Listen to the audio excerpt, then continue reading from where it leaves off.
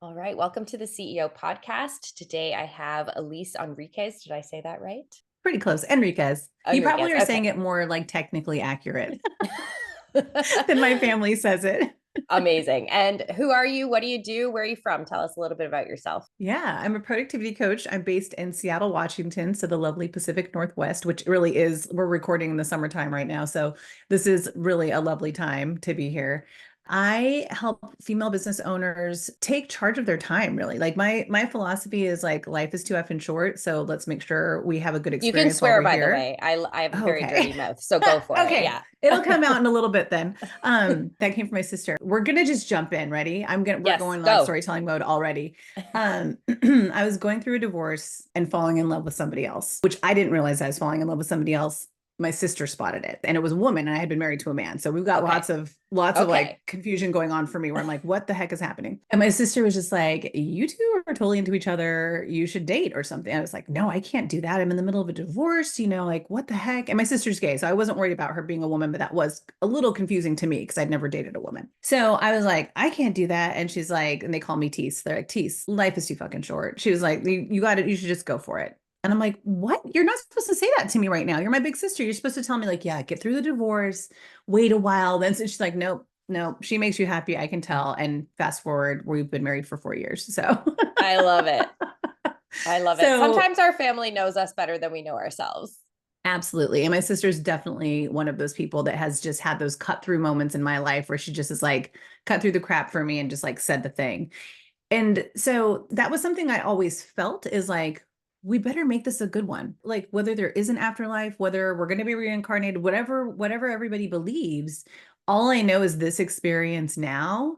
So I better make it good. Yes, I want to achieve my goals. Yes, I want to, go on all the fun vacations or whatever money's going to afford me.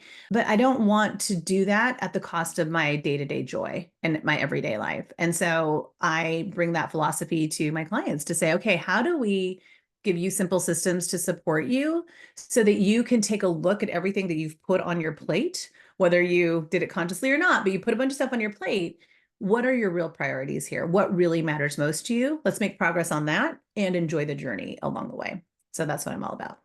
Amazing. I just finished recording with an old boss and mentor of mine. And one of the big things I said at the end, I said, what do you want to leave everybody with? And he goes, at the end of the day, like when I'm looking at my gravestone or someone's reading my obituary, I don't want it to say CEO. I don't want it to say like amazing business person. He goes, I want it to say dad, grandfather, Mm-hmm. like friend.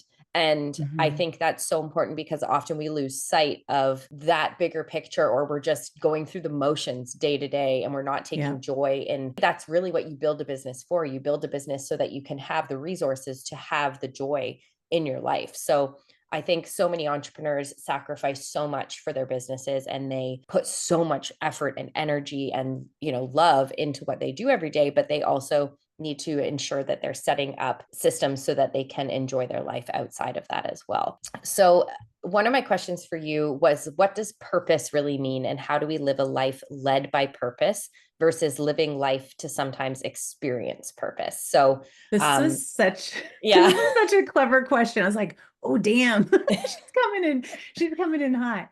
So let me first say that majority of the purpose concepts that I really lean on come from Simon Sinek. Okay. So he did the big TED Talk. I don't know, it's in the top five now, but it's How Great Leaders Inspire Action. And it's all about this golden circle. But one of the ways that he talks about purpose is he says, what gets you out of bed every morning and why should the rest of the world care that you did? And that just hit me so hard because I do feel this sense of obligation or just calling to be of service somehow, to feel like I kind of phrase it as like my mom kind of always said, leave something better than you found it. Like if you're a guest somewhere, like you clean up after yourself, you leave, it's like leave no trace kind of thing, like leave something better than you found it. And I feel like that's what I want to do in my time on this planet, right? Is to just try to leave it a little better than I found it in some way, shape, or form. And so when he phrased it that way, is what gets you out of bed every morning and why should the rest of the world care that you did? That second part creates a really nice filter because I think a lot of people mistake motivation for purpose. And Mm-hmm. motivation can be what gets you out of bed every morning. But to me, motivation is a fuel that burns very hot and very quickly. So it can be something like, pay the rent, pay the mortgage, put food on the table, save up for, tuition, save up for you and I, save up for potty pads and all Yeah. the things that our dogs are tearing apart, right? Save up for bully sticks.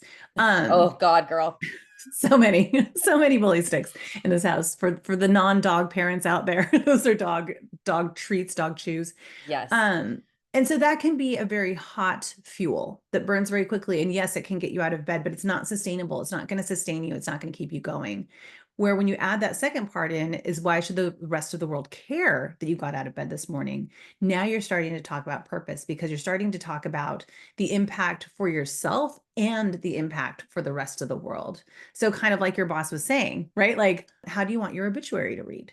What do Hmm. you want written on your tombstone? That is what purpose is about. It is a direction. I think of it as like this true north that you're always heading towards. You're never getting there. You're just living it as much as humanly possible. Yes. And I think that is a good delineation because I think just society in general, the way how quickly everything happens and how instant gratification everything is these days, it's like there's always this end goal, this chase, this thing we need to have, this shiny something off in the distance. Yeah. And you have to, like, it's not about that. Like, you're never actually there. You're always here. You're always in the Hmm. present. Every step you take, every moment you're living, all you have is right now. Yeah. And even when you get to those things that were shiny, like you look back 5 years, like if you, another thing I was chatting with someone about on the podcast was kind of writing out your next 5 years. And then if you actually look at that 5 years down the road, you go, oh, I have those things. But it's Hmm. once you get there, a lot of times you're like, oh, on to the next thing, on to the next thing. So living with purpose, I think, is a lot about just living with intention and living with authenticity and living in the moment and having Yeah. those moments of joy that you can really appreciate while you have them, because that's really all we have at the end of the day. Absolutely. Like we only have right now, which that can sound like something that could be on a refrigerator magnet or like a card that Yeah. you get, but it is the truth. And it doesn't mean that you don't have goals. It's just that do your goals actually align with your purpose? So I want to make sure I hit the second part of your question is like, so how do you live a life of purpose instead of just experiencing purpose? Like what I have found is people experience purpose accidentally, not just from time to time, but it's just kind of like they stumbled. Oh, and it's that feeling where you're like, and every time I can talk about it, like, I just get chills like up the back of my neck and shoulders where every time you have like those on purpose moments, that's kind of how it feels. There's like a body sensation for me, and everybody has their Hmm. own body sensation around it. It's just for me, it is kind of like I remember saying it's like almost like my head is about to float off my body like a balloon. It's like just this really cool feeling. And so it sounds really basic, but the way to make sure that you are living a life of purpose instead of just experiencing it from time to time and accidentally is to make sure that you uncover what your purpose is, which is like, oh, yeah, that part, right? Because Yeah. and being able to articulate it in a way that feels right to you. I had a client who I didn't start out doing purpose work. I did purpose work was probably 3 years. I'm 15 years into my coaching practice. It was probably 3 to 4 years into it when I really started delving into it for myself and started getting training how to do it with other people. And she was like, I really want to do this purpose thing with you, but I'm afraid I don't have a purpose. And it never occurred to me that somebody would think that. And I was just like, oh God. I was like, no, oh no, we all have a purpose. Like you already have it. Like it was almost like if you want to say it, it's like it was born inside of you. It was the spark that like lit you up. But it's like we just have to uncover it. It's already there. We just have to uncover it. And the way that you do that is to go back and reflect on your life to figure out when were those peak emotional moments? What were those peak emotional moments about? What were you doing? Who was around? How were you feeling? And when you tell those stories, you start tapping into the part of your brain that is dealing with emotion. That's where your purpose lives, but it doesn't live in the part of your brain that has words. And so when you start to do the storytelling, you start to bring those places at least a little closer together, right? I mean, obviously not physically closer together, Yeah. not anatomically closer together, but you start to be able to find the words that get really close to that feeling of being on purpose. And understanding that when you're expressing your purpose isn't a role that you play. You and I, before we started recording, we were talking about being dog moms versus being human moms, right? And you and I are both dog moms.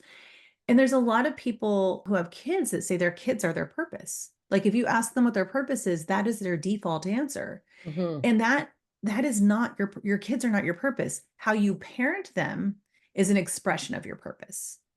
So every role that we play, none of the roles, none of the goals are our purpose. Because like you said, you hit the goal and then you're like, oh, cool, I did that. You're kind of looking behind you at like all the things you did. And you're like, okay, now what? Hmm. Right? Purpose keeps pulling you forward. Goals don't until you set the Interesting. next goal. I really like how you said that because it's very true. You ask most parents, what is your why? What is your purpose? And it's always my children, my purpose. But Yeah. I think we're in an age now where parenting is so reflective. Like I really admire all of my friends that are human parents because Oh, they do it's so crazy. much. It's crazy. It's The so inner hard. work they do. I'm like, can I Yes. just be like, I don't want to be a human mom, but I want that. I'm like, I just want the learnings that come from that. Like Yeah. the learnings look really exciting to me, but the day-to-day doesn't so much, but the but like See, the this is, inner, that because you know that about yourself, you're not a parent of humans. You know what I right. mean? Like, what you want your day-to-day life to look like. And so you're not a parent of humans. And that's the best thing you could have done for the kids you never had. You know what I mean? Exactly. And when I know this is a slight tangent, so I apologize to anyone listening, but like that's where I get frustrated with people who are like, why don't you? And I'm like, why would I? Because it's Mhm. not fair to bring someone into the world who I'm going to resent. Mhm. And I know that I would resent them. Like I Yep. just know this. And so that doesn't need to happen. I know the end result of what that would be, and it doesn't need to happen. But I really think it's interesting the conscious parenting that goes on these days and how reflective it is and how much generational Mm. trauma it's healing. Like it's very, very cool to see. Yeah. But going back to that, I really love what you said because I have often thought like I don't have a purpose. And Mhm. not in like a depressing way, but just like I just don't know what it is in the sense that I think I'm such a multi-passionate entrepreneur and such a multi-passionate person. I'm like, is my Yeah. purpose helping animals? Is my purpose helping people? Is my purpose the podcast? Is my purpose my business? Is my, like, what is my purpose? So talk to me a little bit more about that. And I know you said it's identifying those emotional moments and kind of bringing those to focus, but what tools can we use to do that? Yeah. So first I want to rewind just a minute to go and talk about the golden circle that Simon Sinek talks about. He talks about, it's almost like it's like a concentric circle. So it's like a bullseye. And so why, or your purpose, is at the very center. That's the bullseye. The next ring out is how, which is almost like your values, like how you're going to navigate the world, how you're going to operate. And then the next ring out from that is what. And what is what you do, like all the roles that you play. So you just named a bunch of, like, maybe helping animals is my purpose. Maybe the podcast is my purpose. Maybe my business, right? Those are as far out from you as you can get, right? Before you start to, because now you're encountering the rest of the world, right? Like now you're bumping up against other people. And so that's the first thing, is we express our purpose through our what's. So that's why I was saying, like, your children aren't your purpose, but how you parent them, you can be on purpose about that. You can be in alignment with your purpose on that. When my first niece was born, I was like, oh shit, I've been wrong. I've been telling everybody their kids aren't their purpose. And man, this baby might be mine. I was like really like, oh my, like again, tingles everywhere right now. And I'm like, I was like, oh, I'm so in love. Like I could have been wrong this whole time. And what I realized over time was how I engage with her is in alignment with my purpose. So Okay. if we use my purpose as an example, my purpose is to foster understanding and acceptance of self and others so that we can come together to make the world a better place. And they don't have to all be that global, make the world a Mm-hmm. better place, but that's truly how I feel. I feel like if I can understand myself better, right, have that self reflection and self acceptance, and if I can understand you better and accept who you are, then we can do cool shit in the world. And that makes the world better, right?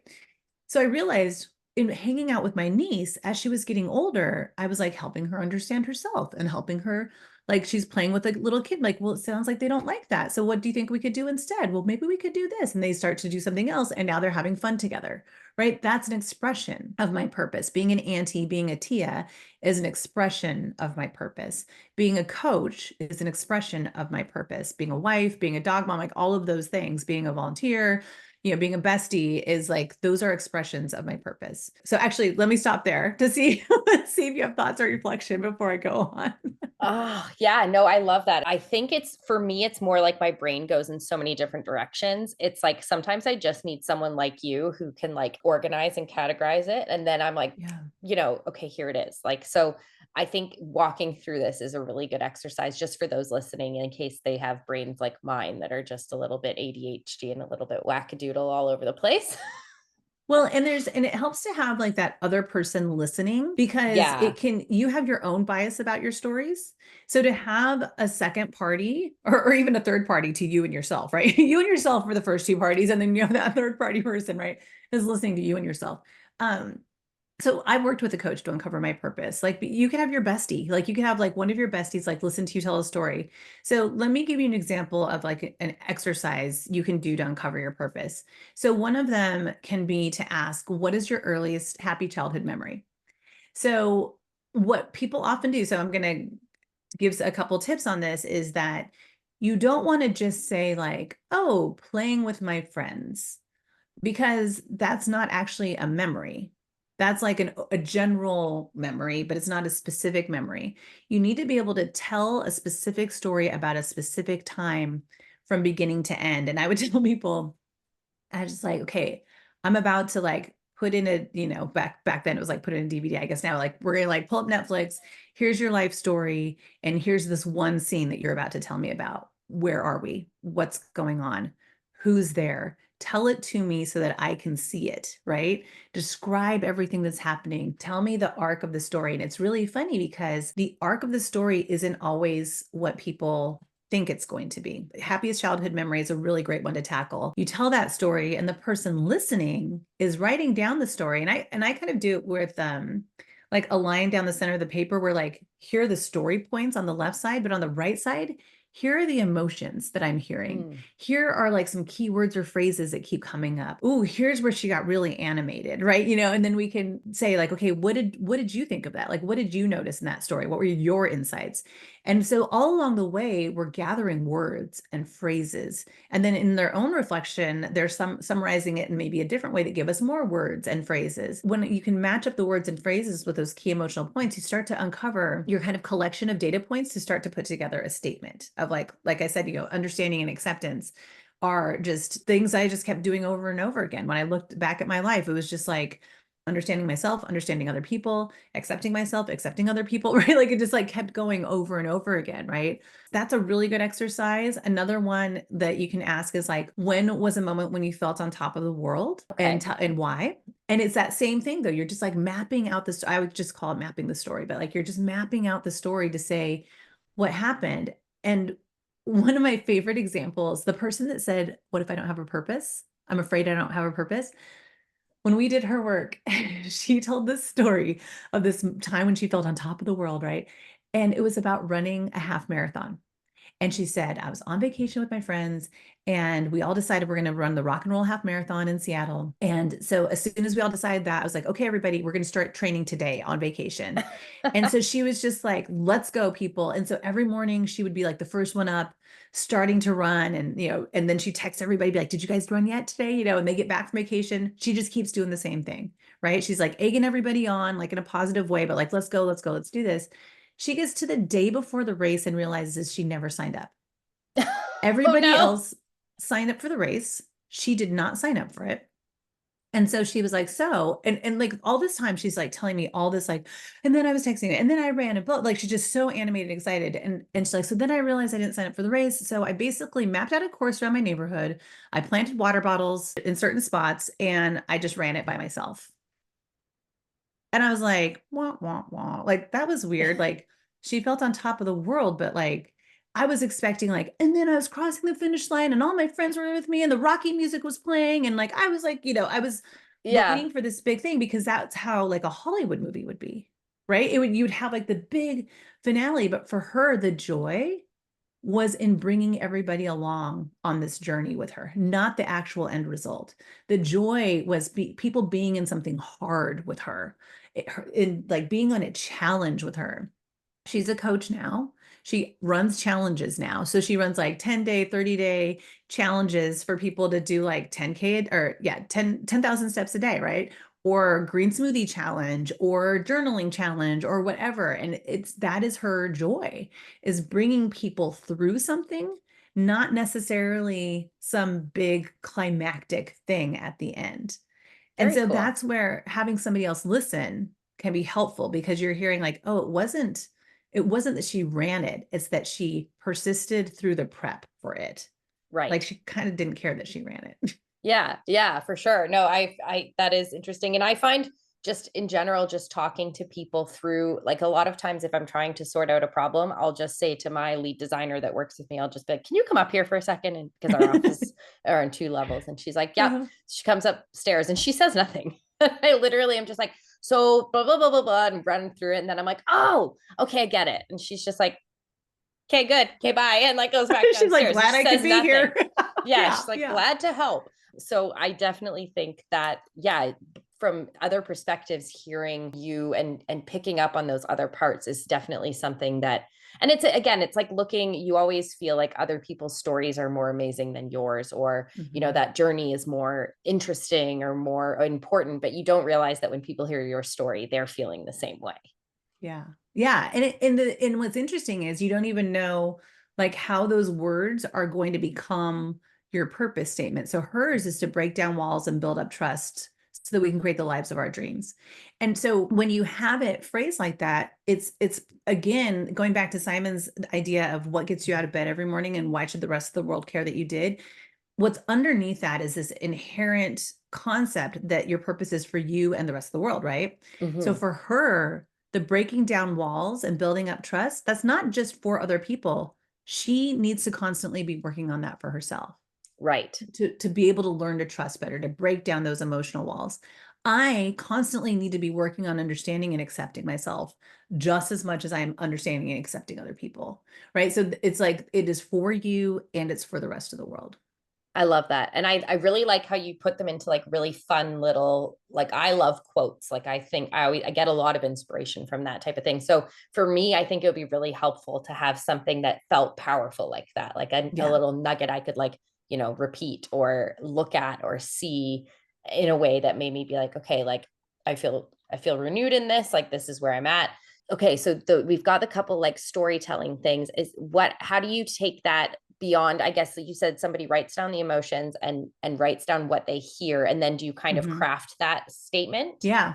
Yeah. So basically, then I always kind of think of that as like now you've got almost like the Legos all spilled around all over the place. And now you're going to start to try to put them together into a template. And so that's where that idea, it's like, it's so funny because it's like 2x so that y. It's really like such a basic formula, right? It's to do this so that this can happen.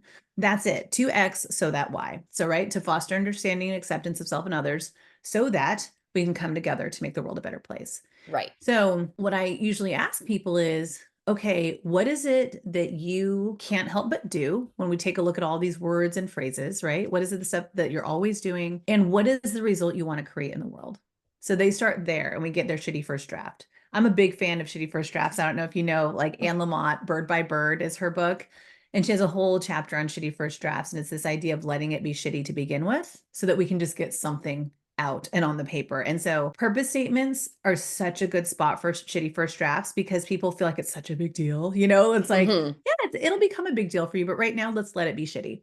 So we get their shitty first draft of, and it's so interesting to see like the first draft, it's just always kind of almost more like corporate or more, it's just like bigger Like, than, what do other people want to hear type of thank thing. you. Yes. Exactly. What should I be saying here? Yes. And then I'm having them face it outward, right? Like, what do you do for others? And what do you want for others in the rest of the world? So after that, I have them bring it towards themselves. Like, what is it that you need, right? What is it that you're needing in order to create this? And what is it that you want to create for yourself? And so now we have our second, our less shitty draft, or our shitty-ish second draft, or our pretty good second draft. When they start to look at that, and then we look at the two of them together, and we start to see like the common themes and the common threads, and then we have like not necessarily a final draft because I revised mine, I don't know, 5 years ago to add purpose, or excuse me, acceptance. Hmm. I was always foster understanding of self and others. And I realized, no, like most people that come to me, they have like the self-awareness. They don't have self-acceptance. Like I have Right. self-awareness. The thing I always need to work on is self-acceptance. So I added that like 4 years later Right. from It's when not I, it's not concrete. It can be yeah, transient and it can evolve with you as you evolve. yeah. So once you like think, okay, what is it that I'm trying to do for the rest of the world? What is it I'm trying to do for myself? Those are my two drafts. Between those two, we start crafting, okay, what's the final-ish version of your statement? And then you're going to go out in the world and try it out. You're going to start talking about it and see how it feels and see if it connects with the people that you think it might connect with. Because really, your purpose is a way to attract people and repel people. Like you want to be able to repel people really quickly. That's like why I talk about my wife whenever I'm doing anything like this. Like I don't hide the fact that I'm queer, right? Like I'm Mhm. not going to, because if I do that, and then somebody hires me and they're like, oh shit, I hired a queer person. I hate queer people. Like that's not good for me, right? Like it's the same thing with your purpose. Like if people don't get my purpose, that's fine. Like great, that's a no. And that's Right. totally okay, right? They don't have to have the same purpose as me, but hopefully they get it, right? Hopefully they get like, oh yeah, it's really good for me to not just like worry about myself, but think about this other person and understand that what they do isn't trying to get at me. That's how they're wired. And how could we work better together? Like if I can't, if you're coming to me and you want me to fix everybody else for you, that's not going to work, right? Mhm. I need you to own up that there's parts for you to work on. There's in not just yourself, but in understanding other people and like making the effort with other people to do the stuff that you want to do. So being able to talk about all those things, that wasn't I didn't say my purpose statement just now, right? Like, but it was like, if I'm talking about that kind of stuff and they're like, oh, that sounds like a lot of work. Great. They're not for me. I'm not for Right. them. That's totally okay. Mhm. There's a better coach for them. And that's totally okay. Better coach for them, if you see what I'm saying. But Yeah. so it's being able to then go out and test it and play with it. So sometimes like I have these amazing clients right now. I support an entire team on the East Coast, and they are, when the leadership came to me and asked if I could help them with their team, that's what I was listening for, is like, do they want me to fix their team or are they going to be involved in the solution? Because I've made the mistake of working the people who wanted me to fix their team for them instead of seeing what their part was Right. and why things weren't working, right? It's like So a they dog weren't, trainer. Like when you have a dog trainer come in, they're like, but how do you do this? And it's yes, like they don't come in and fix your dog. They come in and fix you so that you can fix your dog. exactly. I remember the first, you saw the picture of my puppy over, my dog over my shoulder when he was a puppy. My ex and I was like, we need to go to dog training because I've never owned a dog before. I've never been a dog parent before. And you have to go too. Like it has to be a family thing that we are all doing together. I'm not going to be the one that's constantly nagging about how to be with the dog. Like Mhm. we are going to go and learn this together. And I was so glad that we did that, because then it was a full ownership of that relationship. So if somebody doesn't have that mentality, they're not in alignment with my purpose. And that's okay. And unfortunately I've made the mistake, right, of being hired by those people. Right. And then it's like, oh, shoot, we can't work together actually.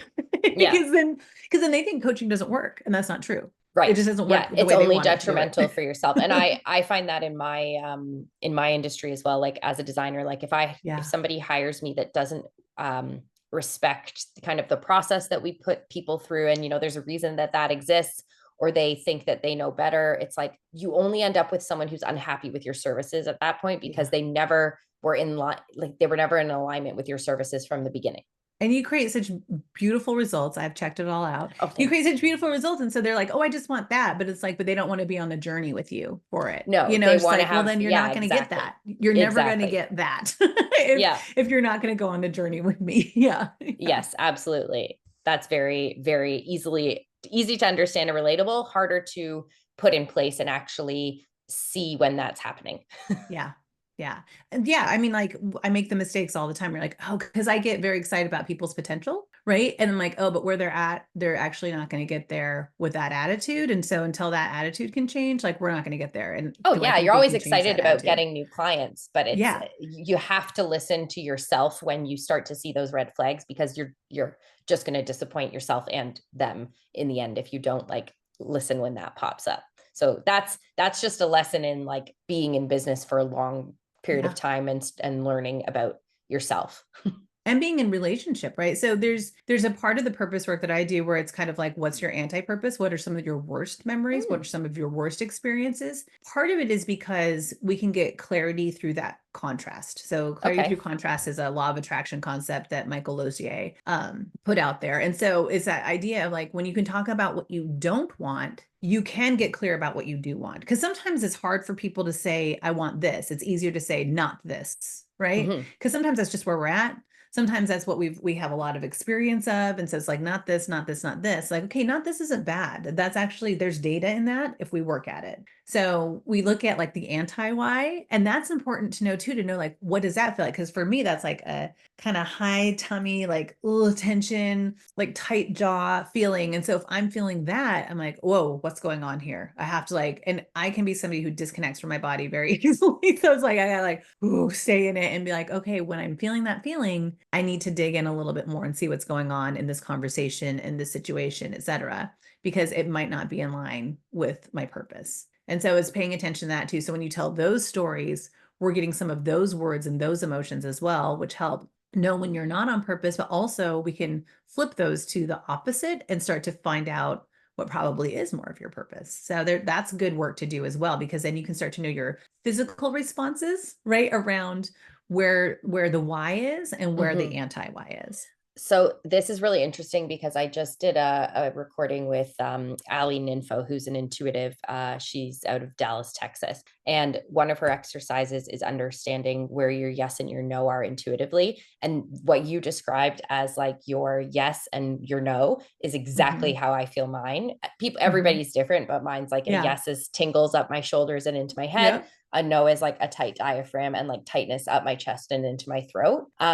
And then she also uses the same analogy with like the contrast. So when you're looking for, she calls it holes in your creator field. So she's like, Mhm. if you're, trying to manifest something and you're looking for where those gaps are, you have to look at the contrast of what you want in order to like Yeah. find the emotions, again, similar to what you said, to find the emotions to like relate to what you want. So it's just really, I love when I'm interviewing like people from all different modalities and then they start to Yeah. like connect. I It's just, all start. Yeah. and I love that for the listeners too, because they're going to have listened to her episode and then they'll listen to your episode and they'll listen to the one before this. And it's like the same teachings, like I think it's so magical. So I just needed to pop that in there. Yeah. Well, I think there is a lot of I think we are taught in our culture to really rely on our brains a lot. And our brains can fool us a lot. Our brains are doing the best that they can, but they're throwing off a lot of fake signals all the time. And so it's being able to know and kind of have a lie detector on some of that kind of stuff. And our bodies are a great way to do that. And like I said, that is hard work for me. I am somebody that can so easily just like, let's just push that feeling deep down and keep chugging along. Right. And so it's Yeah. like, no, what is that feeling? Trust what your body's trying to tell you, to at least question a little bit, to at least dig a little deeper. And sometimes you might be wrong. Your gut can be wrong. And sometimes it's not. A lot of times it's not. I can't tell you how many times my reaction would be to like think like, oh, I don't know about this person socially, professionally, whatever. And be like, oh, but everybody says they're really great and everybody and like all of these things. And I just push it down, push it down, push it down. And then like months later, I'm like, yep, I was right. It's Yeah. like, oh, dang it. Dang Yeah. it, I was right. I wish I would have been right and listened to myself and not like entered in any kind of like connection with that person. But oh well, there we go. There we are. Yeah. I agree. And I think, yeah, again, just like I feel like your purpose keeps coming up in this recording because I just feel like understanding yourself is such a huge part of even Yeah. just living intentionally like that on a day-to-day basis. Yeah. So when we first chatted, I know that you talked about helping entrepreneurs, especially female entrepreneurs, stay organized. And Hmm. one thing I wanted to discuss was how does your purpose and productivity relate?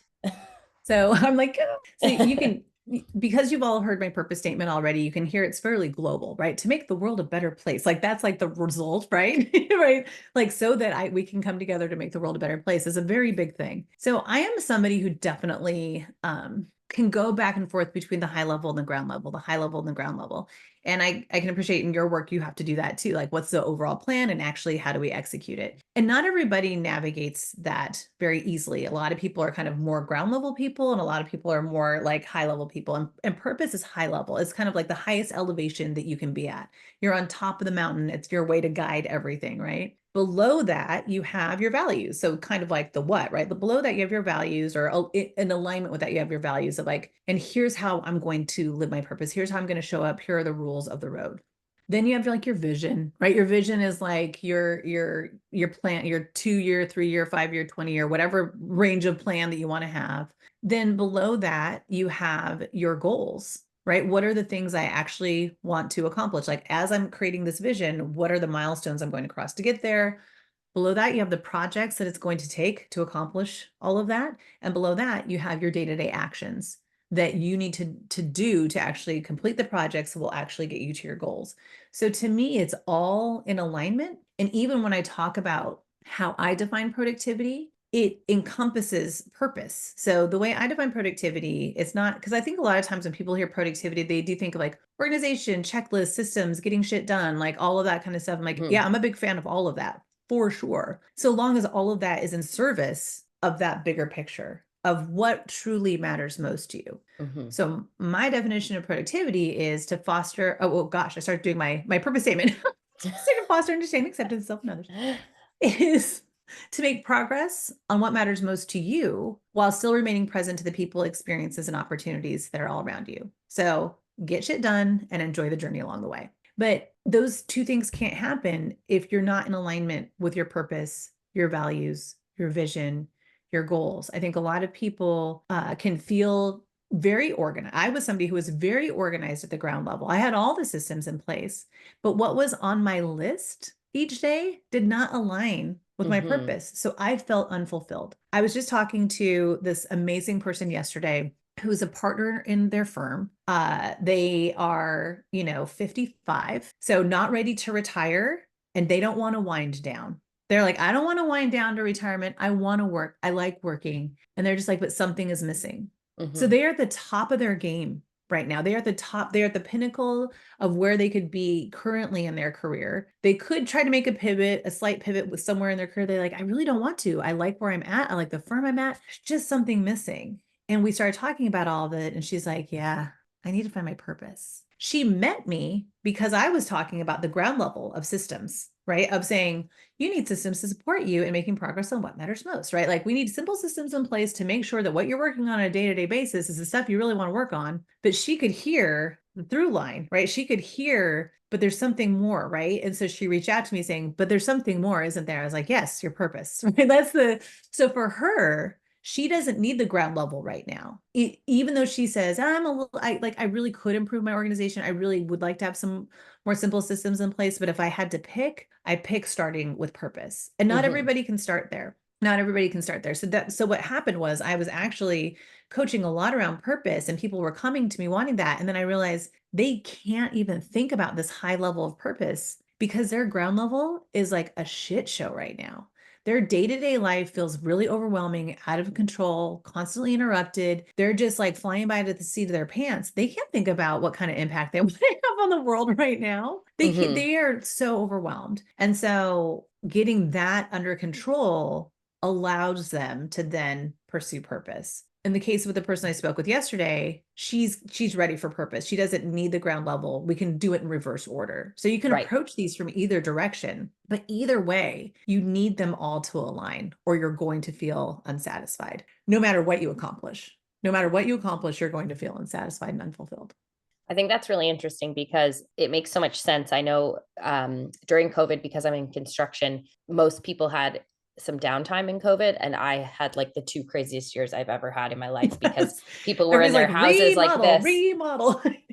I don't Yeah. like it. You have to fix it. And like people are going nuts. Like it was Yes. actually quite funny to witness because like I was still out in the world doing things and I'd go to these Uh-huh. houses and they're like, "Hi. Oh my God, you're here. Okay. Like A we need to human being. yeah, Yay. like hello." So it was, those years were insane. And a podcast has always been something I wanted to do. It was kind of on like my goal list. Mhm. And it was something I kind of didn't wasn't able to start till COVID kind of died down a little bit. And it was because the day to day was so insane that there was Yeah. absolutely no way I could pursue anything that wasn't literally like pushing the absolutely necessary tasks to the next Yeah. level, tracking logistics on product because nothing was coming on time, like ensuring that we had all our safety procedures up to date because I had guys going into houses, like so many things that are literal, Yeah. just like day to day junk for running the business that there was no And way I and could. important junk, like, right? Like helping a client Yeah, feel confident about the timeline and helping your workers feel safe in what they're doing and your clients feel safe. Like it's all important, but it's tedious and it's new yeah, and it's yeah, stuff you didn't have to do before. exactly. And so that just like that whole bigger picture kind of like like heart connection to the purpose was just like not there at all. So I can Mhm. completely understand how those systems, I mean, not all situations are like COVID, but when you are busy, if you're starting a business, if you're in your first few years, if you're hustling all the time, if you're working with demanding clients, like that can feel very messy, very unorganized, very overwhelming. And if that's the case, those things have to get organized before you can really like just I'm imagining it like kind of like fighting waves, just trying to get Mhm. enough air to be like, okay, I'm okay. Now how do I get to shore type of thing. Yeah. Well, and it's one of those things where one somebody phrased it one time is I'm working so hard at keeping my life going, I'm not actually enjoying it. That's Yes, what one of exactly. my clients said. So I love how you're phrasing like, yeah, you're just like wave after wave is crashing over you and you can't even catch your breath. Yeah. And then I think add being a woman on top of that. So I work with men as well. I have many like longtime male clients, and I obviously have a soft spot for women in the sense that one, I'm a woman who has experienced codependency and what it's like to put yourself second all the time and like put Hmm. everybody else's stuff in front of you. That was my entire first marriage, unfortunately. I mean, a lot sometimes we were side by side, but a lot of times I was putting myself in the back seat, and that just became a rhythm that we were in, a pattern that we got comfortable with that until it wasn't anymore, right? Until it was very uncomfortable.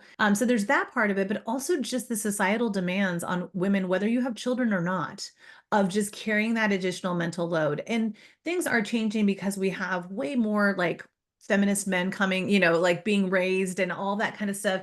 It's changing slowly but surely, but there still is an overall societal expectation for us to juggle so much that isn't expected of everybody. It's Hmm. expected of us. And so it's being and there are studies that show that women get interrupted more often than men, not just in a conversation, but just in life, right? Constant interruptions.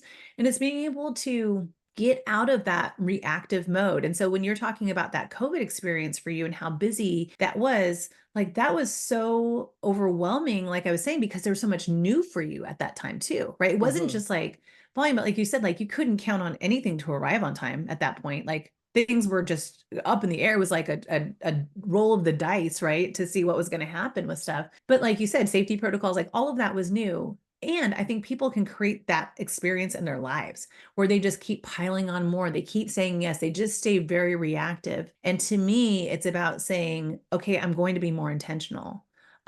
Here's everything that's on my plate. And that's what a simple system is about, is being able to say, let me put everything in one place and see it all. And once you see it all, you go, oh shit, I can't do all that. Like, Hmm. oh my God, that's hilarious. What was I thinking? Right.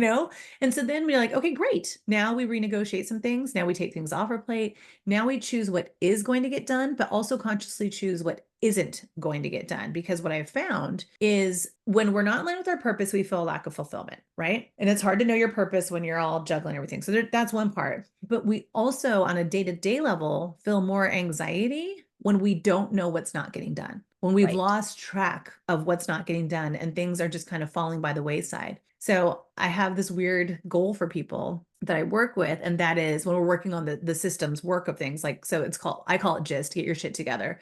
So we're working on the gisty stuff. It's being able to say, I want you to feel just as good about what's not getting done as you do about what is getting done. Because I think a lot of times when people talk about productivity, they're just like, I did this, I did this, I did this, I did Hmm. this, but they're still just like deep, they still have this like panic because there's this whole like mental closet full of shit that's not getting done and they don't even know what it is. And Hmm. oh my God, what if I forgot about that? Is our summer camps coming up? Blah, blah, blah, blah. Like there's all this stuff that's in there. And I'm just saying, like, okay, let's open the closet, let's put it all together and consciously say, not now to these things. And when you do that, it's like, I made a Hmm. choice.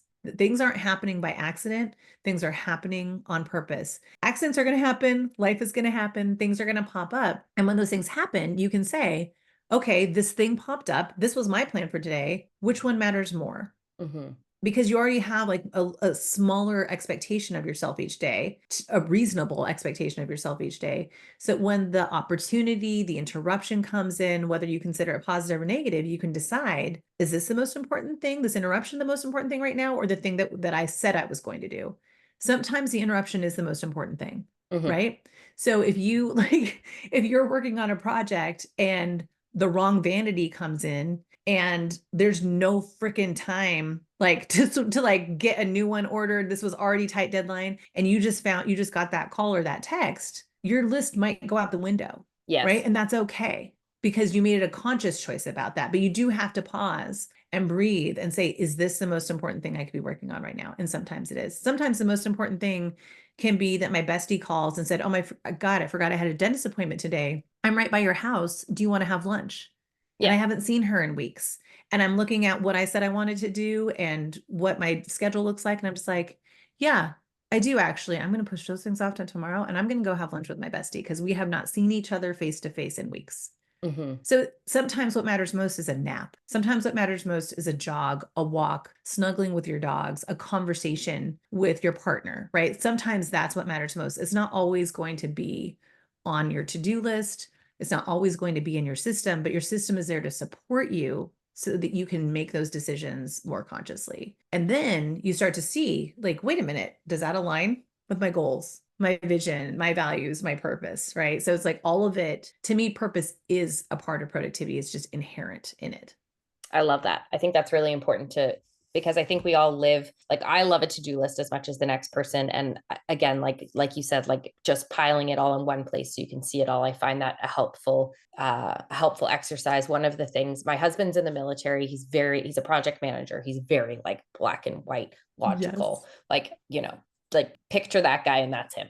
Um, but he has like a system he taught me about that's basically a quadrant, and it's like urgent, important. Oh God, Hmm. I can't even remember what it is now, but I use that sometimes with what I Yeah, do. not So it's urgent like, and unimportant. It's really just like, yeah, yes, important or it's not, urgent or not. Yeah. Uh-huh. exactly. So you kind of throw everything in there. So I find that a really good tool if you're feeling like just so overwhelmed with like tasks. But also, I think as you get older, or at least I found as I get older, you start to just inherently want to enjoy your life more. Like it's less about Yeah. the rat race and more about like living in the moment. And so those things like meeting a friend for lunch, or, taking a day to, if it's a beautiful weather one day, taking a day to like, take an hour break and take the dogs to the Yeah. woods in the middle of the day, whatever that might be.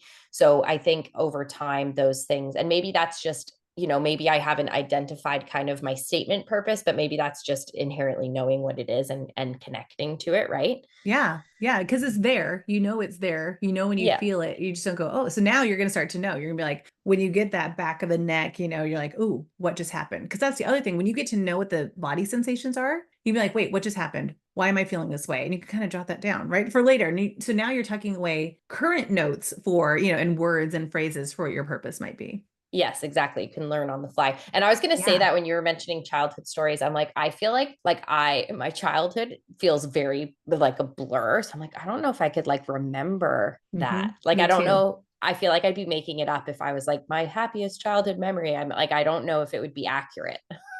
I freaked out on that part as well. I was just like, I don't remember anything. And it was weird what after a while, like little sense memories came back. And one of the ones that came to me was just like I remembered walking from where the bus dropped me off through like the little field to our front porch and reaching for the door, and it was like an old single pane glass door because it's like a farmhouse. I grew up in a little farmhouse, and there was steam all over the door because it was cold outside and it was steam inside. And I was like, Mom's home.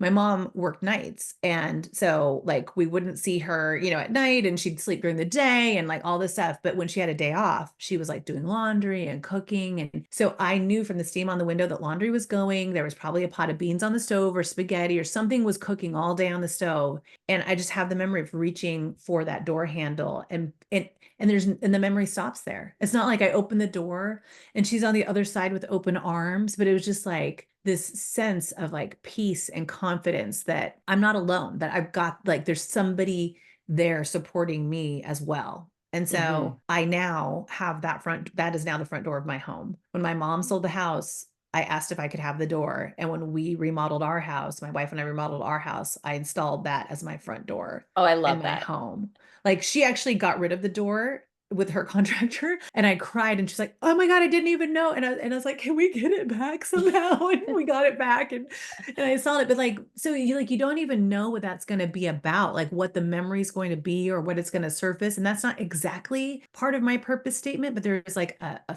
felt sense that's part of my Right. purpose of like, we are not alone, we are connected, we support each other, right? So you never know what's going to surface, because I'm like you, where I'm like, childhood blur, Yeah. totally a blur. Okay, I'll be like, okay, I'm open to receiving the memories. Bring them on. Yes. Yes. There you go. There you go. I Yeah, I love just it. gotta unlock that a little bit. Do you think that people experience productivity differently?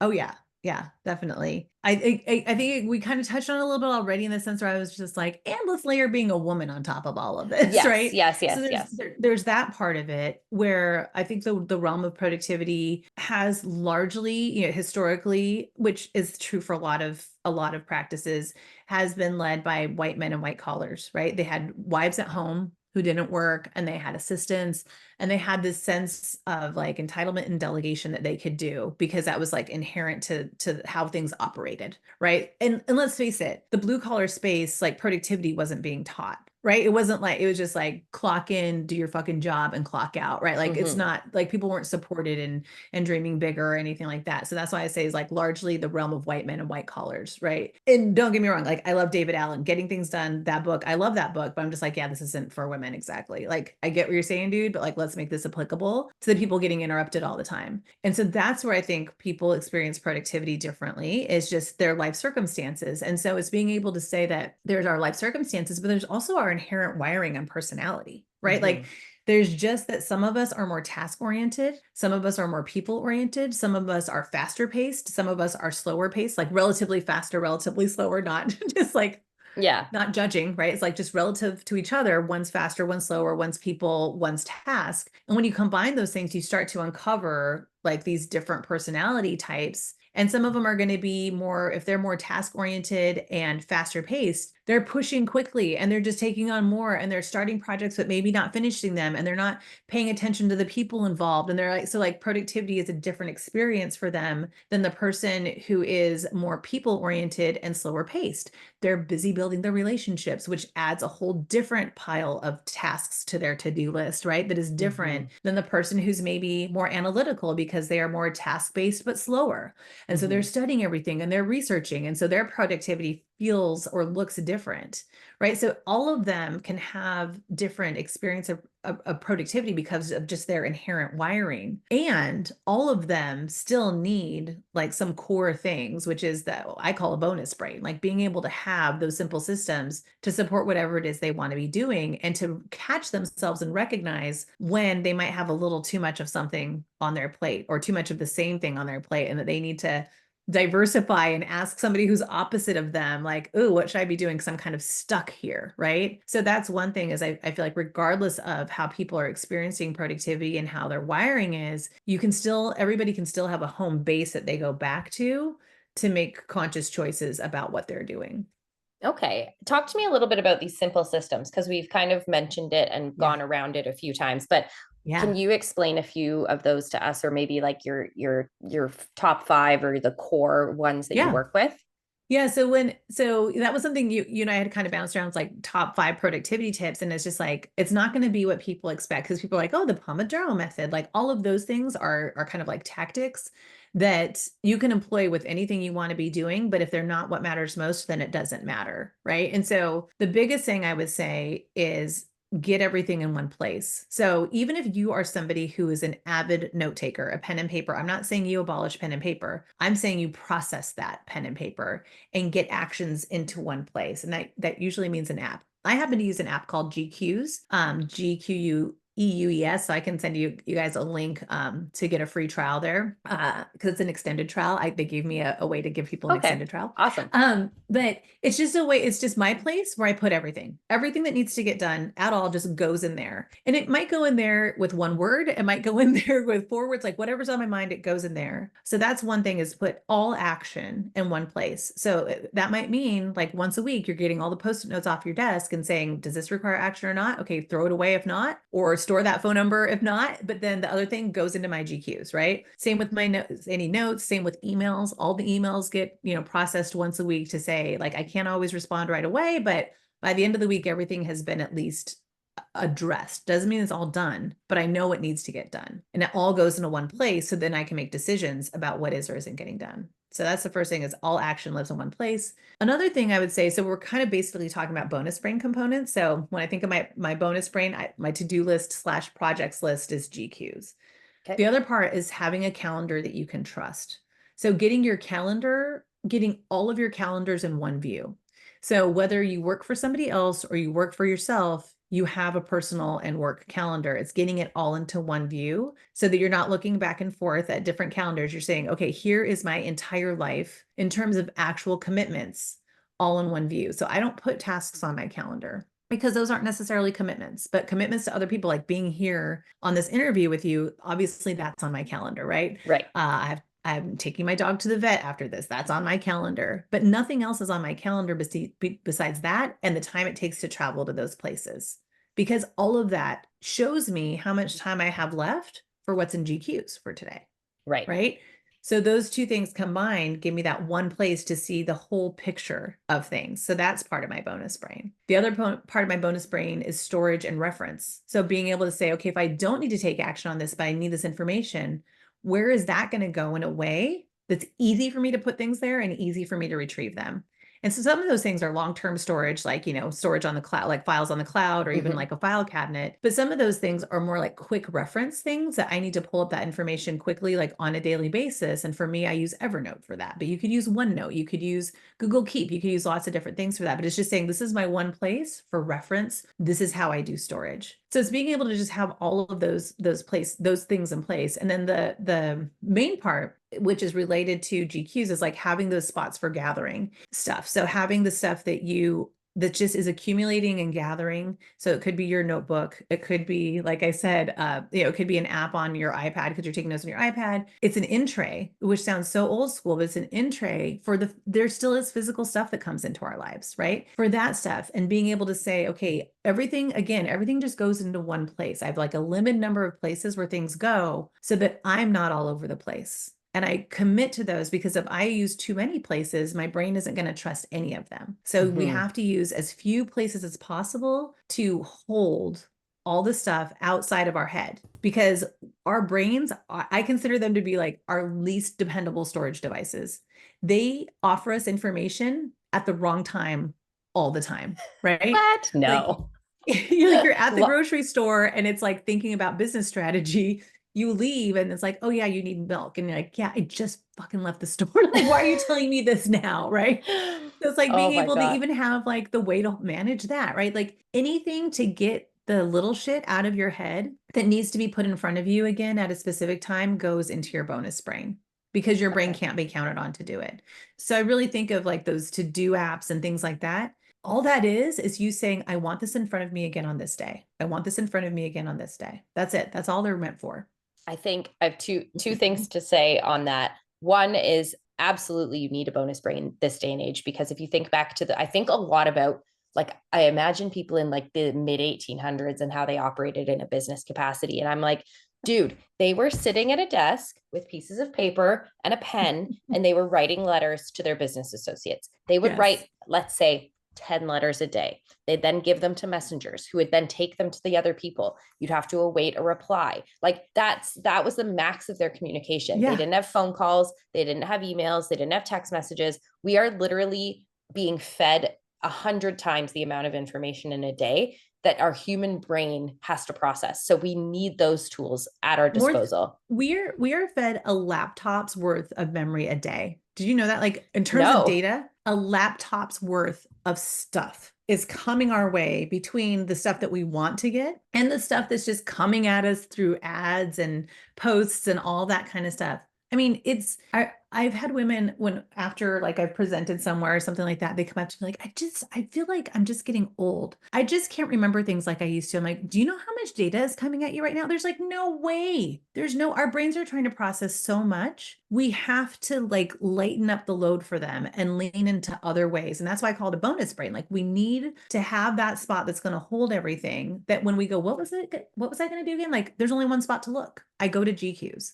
That's my Mhm. only spot where I put things, Yeah. right? And Like that, even if I sorry. write it down, it ends up in GQs. Yeah, and that was my next point is like, so I work with my father. I took over his construction company, and he is like, he's down to 1 day a week, but for about 7 years we worked together every day, and the man writes notes on fucking everything. Like they're like, we have a wood shop, so in the shop there's like actual pieces of 2x4 with like notes for a project, because like when he's at the Yes. project, he'll like reach into the garbage and pull out like a piece of drywall someone cut up, and he takes his pencil from behind his ear and he makes notes. Then that piece of drywall then goes into his truck, and then it comes to the office. And so like I was helping him in the office for the first few years just to like understand the business, understand how everything worked. And I'm not kidding you, Elise. Like he would bring me like a pile of pieces of drywall and wood and be like, here are my notes from today. And I was like, are you a fucking caveman? Like what is this? Is this the Rosetta Stone? Like this is not okay. And then Totally. it turned into like pieces of paper. So then it was like, oh, I have paper now. And I'm like, okay. And it's like one's a post-it note. One's like something from the wood shop we work with that he's like torn off and written on. And like one's this and one's that. And then he has all these paper files. And so it's like, then there's that. So I got him a notebook. I'm like, please just carry this notebook around and use the notebook. And Just one. Yeah, just one. I'll take the notebook from you at the end of the day, and I will put your notes where they need to be, but just keep it in one place, because then he can't find the one thing he needs to find, and it's a whole thing. Yep. So that's just a quick little funny anecdote on like putting things in one place. And then I just wanted to jump on top of and kind of layer some tools on top of the ones you used kind of with your advice. So Yeah. I use Google Tasks. It sounds similar Hmm. to GQs.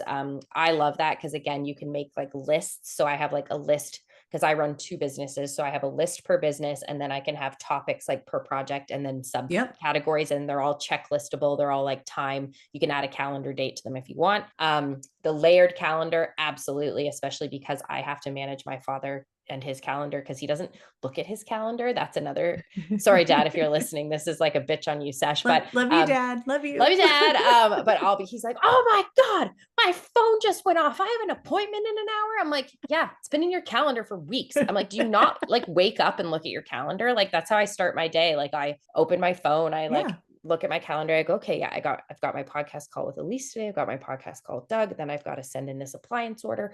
Like, it's all there. And he's like, no, I don't. And I'm like, well, that's not my problem. And then Yeah. Like, I don't know what to so do. I don't know so what to I tell you, use Dad. I use Outlook. I use Gmail as like my like we have G Suite, so I use Gmail, but then I Yep. feed all my calendars into Outlook, and they're all color coded. So like I know purple is Yep. personal tasks, blue is BSW tasks, orange is steptoe tasks. So anytime I quickly look, I go, okay, I've got a steptoe appointment at this time, a podcast here, like a design No, appointment there. color coding is really helpful, especially for those of us who are visual, right? Like Yes. you're visual from the work that you do, right?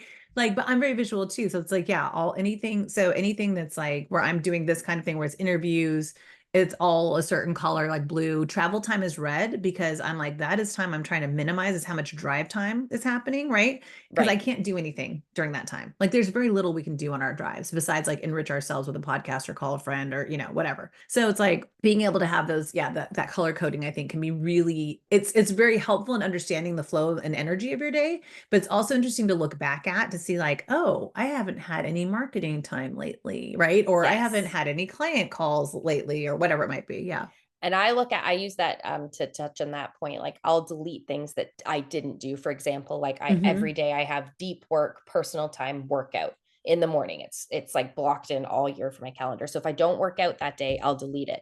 And then at the Hmm. end of the year, if I do a year in review, I can look back and say, okay, like I consistently worked out 4 days a week, 3 days a week, 5 days a Yeah. week. How am I going to Love plan it. my next year? So that I find super helpful. But the Outlook is good because it can combine them all. I find in Gmail, you can't actually layer them that way. So that's a good way to Hmm. layer them. And it also translates to a phone too. Like I can plug all my calendars into my phone. There's my Yep. dog. Um, Hi, puppy. and so that's a great way too. And then what was the other one you mentioned? There was the Plate for calendar. storage and reference. Yes. Okay. And then I just use Google Drive for that for my Yeah. stuff. And then I do keep a notebook that I have one notebook as per my advice to my father. I'll keep There's one right here on my desk right now. Like I am a writer. Like I'm mhm. like I do like writing to think like if this would have been a client session, I would have a full page of notes by the end of it, Yeah. right? Just because it helps me think. But then I have a section for action identified on the page. So every time I sit down and in a client session, I draw a line, on the last fourth, the right hand side of the page, and that's where all action goes. So Yeah. that as I'm talking, I'm like, oh, do this, do this, do this. And that way that's easy for me to process my notes at the end of Yes. the session or the end of the week, whichever feels is more And I appropriate. find like as you turn the pages, obviously you're losing the data behind it. So I use it as like a day thing, and then everything at the end of the day goes into my Google Yep. tasks and gets a date or gets an idea. So I think I definitely feel like I was like, ooh, like, so it's good. I feel like I'm on the right track. I'm Yeah. doing the things. But yeah, for all of those listening, like there's multiple tools you can use, but definitely fantastic advice in terms of um kind of the base level of systems that you should have in place. Yeah, I'm fairly tool agnostic. I'm like, even though in like the GIST program, the thing is that most people don't have the tools in place, so they just use GQs because I can teach them everything about it. But so long as your tools are doing certain key things, it doesn't matter what you use, so long as you use it, right? Like Mm-hmm. that's what matters. What I have found is if you're not using your systems, right? If you're not using your bonus brain, it means that it's not supporting you in some way. This isn't some moral failing on your part. We have to make it so that you are so fucking dependent on it that it's crazy for you to not open it every day. Like you're like, why would I not open this every day? Everything I have is in here, right? So we want to, it's weird because we want to make you like oddly like very dependent on these tools Yeah. because it's going to free up your brain. Like we want you to be present. Like I want you to be able to be present with your clients, your family, your friends, yourself, your kids, your dogs, like whoever, right? We can't do that when our brain is trying to hold so much. So we need you to be ridiculously dependent on your bonus brain so your actual brain can be freed up to be where you actually are instead of everywhere else in your head, right? And Mm-hmm. so I'm fairly tool agnostic. I don't care what you use, but use something in a way that actually supports you. And so it's not about the tools as much because I think a lot of people that would be like if we were to add like another bonus tip, it's like it's not about the tools, it's not about technology. I think people default very quickly into saying, "Oh, I just need this new app. This new app that does everything."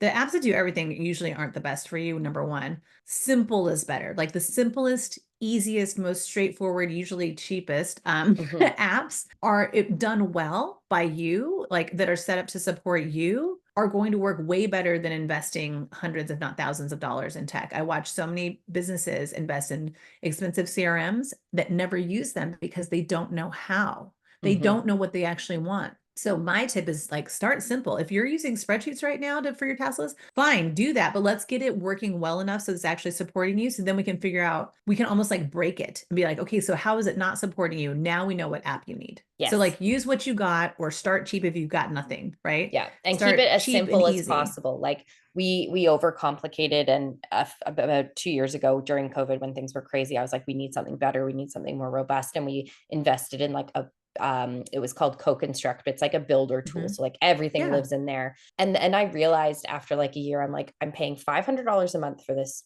app. Mhm. I have to pretty much pay someone full time to keep it updated. And it just was like, then there was mistakes, and then clients were seeing mistakes, and it was just like a whole mess. And then I literally am like, nope, we're going back to spreadsheets. And then just to give my dad one last shout out, he's like, see, the way I've been doing it for years is better. And I'm like, okay, Damn it. damn it. But it is such a common trap for us to fall into, especially when there's industry specific tools out there. Yeah. And they sell It them so well. I mean, they're like, they it'll do. solve all your problems. You'll be able And to they like, yeah, it's a thing. But Yeah, if you're willing to learn it inside and out, right? So there's just that's why I'm always saying simple systems. There's a lot that can be done with what you already have or what's really cheap and sometimes free. Like Google Tasks is free. Like if you already have the mhm, Google's or it's included, right? If you already yeah. have the G Suite of tools, you've got tasks, right? GQs is like 30 bucks a year. It runs my entire life in business. Hmm. My entire life in business is being run on an app that costs $30 a year. Yeah. Like Exactly. it's so cheap, right? It's not the tool or the app. It's how you engage with it, how you put things in it to support you. So like I said, I treat it like a conversation. My today self wants future Elise to know these things on this day, right? On that day or the week before, I'm like looking to see like, okay, what's really possible on this day? And now I can make choices. But I talk to myself in there. Sometimes I'm just like, for the love of God, Elise, open this document and review it, right? Like whatever I need to say to myself to just like have it support me. But it also means like on a weekly basis, giving myself time to actually plan my week, right? To actually reflect and wrap up my week and plan the week ahead and go and roll into the weekend feeling like I'm going on vacation, right? Yeah. So it's not just the tools, it's how you're engaging with them, what rhythms you have. Like it means doing monthly planning, being able to say, like, okay, what do I want for the month ahead? What's already scheduled? What do I want personally? What do I want this month to look like? How do I want to feel? Right? Okay, and what does that mean for the projects I'm going to take on? What are my top 3 priorities? And what does that look like? What are my milestones? So, like, those are all the things that we're doing in my GIST community because it's not just the tools. Like, systems aren't just apps, it's how you engage with things. A weekly meeting is a system, right? A Hmm. weekly team meeting, a weekly meeting with yourself, all of those things are systems. So, it's figuring out how do I have systems that support me and making progress on what matters most so that I can enjoy my life. I can Hmm. accomplish my goals and enjoy my life at the same time.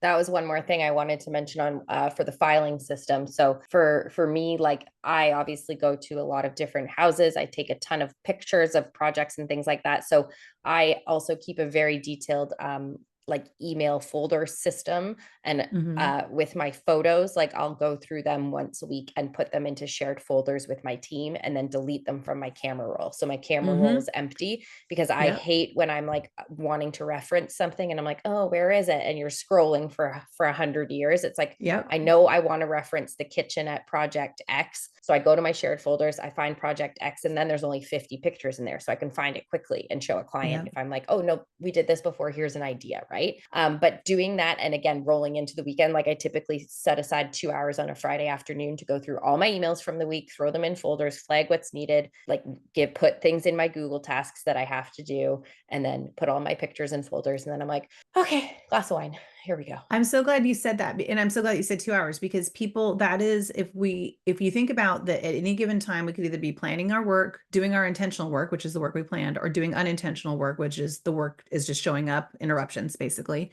Mm-hmm. We spend the majority of our time in the last two, and a lot of times a lot in the interruptions. Most people would benefit from spending more time planning. And it Mm-hmm. doesn't feel like you're getting work done, but what you're doing is you're identifying the work that you really want to get done. Yes. And then when you're doing work, it's doing the work that you actually wanted, right? So it's And like, I'll tell you, like it's a so lot of times beneficial. you'll identify things you've missed Mhm. in those activities. And you're Yeah. like, oh shit, that is important work that has to get done. Like I missed this email from this potential client who emailed me 2 days ago saying we'd like to go ahead with the project. Like if I left that another 3 days, they'd be like, well, screw her. Like this is a Yep. $150,000 project. She doesn't want it. I'll go somewhere else. Like those are the things where you're like, you got to get to it. And if you have a busy inbox or a busy day, or you've been putting out fires for 2 days, sometimes you don't get to it for a bit of time. And it's Hmm. one of those things where if you at least are on top of maintaining those systems, you'll catch those things when they Yeah. come up. Yeah. It's like, it doesn't actually take long to set any of this up. It's staying committed to maintaining them. And Yeah. that's why my community exists is like, we are like, I support everybody in us having those rhythms. Like every Friday we do what I call a systems check, where it is that time to do exact your 2 hours. I host that for an hour every Friday morning and they can keep going for another hour if they want to, but I host a period of time where we're all on a Zoom together doing that work. Right. I host Nice. a monthly planning session. Like all of those things. And it's because it's not just the tools, it's how we engage with them. And that we deserve that time. We deserve that time to pause, reflect, clean shit up, right? Like we deserve that time. And so I'm really glad that you brought that up and that's how like because people be like 2 hours, like, yeah, because that's how long it takes. Mm-hmm. There's that much going on. That's how long it takes, right? And it Yeah. takes me 2 hours as well, right? Like most people, it's going to take 1 to 2 hours every single week for you to just give yourself that time. So Yeah. do it, give it to yourself. You need it. Exactly. Well, that is great. That you speaking about your community leads me to kind of my last question, which is Sure. where can people find you? Yeah. Where can they follow you? How can they join your community if they're interested in that? The best thing, like the best first step that they could take is to actually, remember I was talking about the different personalities, Yes. is to take my productivity quiz. So it's what's your productivity personality quiz? It's like 2 minutes. It's part Cosmo quiz, part actual personality assessment, but where you're really figuring out what are your productivity tendencies, what are your roadblocks? And then from there, you'll get more information on, okay, here's how to build a bonus brain. But if you're like, I just want to jump in and learn more, I would definitely recommend checking out my podcast, The Productivity Shift, or following me on Instagram at The Productivity Shift. Amazing. I'll include all of that in the show notes for everybody listening. Awesome. Any last words of advice before we go? I would say do your best to start building that bonus brain. Give your actual brain a rest. Give yourself what you need. As soon as you know that you need that, give that to yourself. And a bonus brain is one of the best ways that you can get the relief that you're looking for. Amazing. Well, thank you so much for your time today. It's been an absolute pleasure speaking with you, and we will chat soon. All right, sounds good.